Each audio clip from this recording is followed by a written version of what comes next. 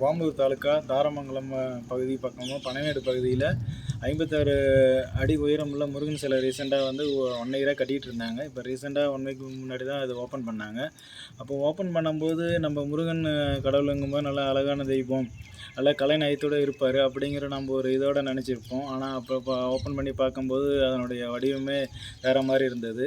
So பக்தர்களுடைய கோரிக்கை என்னென்னா அதை வந்து நல்ல ஒரு கலைநயத்தோடு இருக்கணும், அழகாக இருக்கணும் அப்படின்னு கோரிக்கை வச்சதுனால இப்போ ரீசெண்டாக அதை வந்து மூடிட்டு மறுபடியும் அதை வந்து அந்த இதை மாதிரியே நல்ல ஒரு இதாக கலைநயத்தோடு ரெடி பண்ணி தரேன்னு சொல்லியிருக்காங்க. அது கூடிய விரைவில் ரெடி பண்ணி கொடுத்தா நல்லாயிருக்கும். பக்தர்களுடைய கோரிக்கை அதுதான். இந்த சிலையை வடிவமைச்சவர் வந்து எப்படி அதை வடிவமைச்சாங்கன்னு தெரில. ஏன்னா கடவுள் முருகனுங்கிறது வந்து நல்ல அழகான சிலையாக இருக்கும். இது பார்த்திங்கன்னா ரொம்ப அகோரமாக செஞ்ச மாதிரி இருக்குது. இப்போ நம்ம ஆத்தூர் பக்கம்லாம் பார்த்திங்கன்னா நல்ல ஒரு அழகான சிலைகள் நிறைய இருக்கிற மாதிரி இருக்கும். அந்த மாதிரி நல்ல ஒரு இதாக வடிவமைச்சு தரணும்னு கேட்டுக்கொள்கிறோம் பொதுமக்கள் சார்பாக.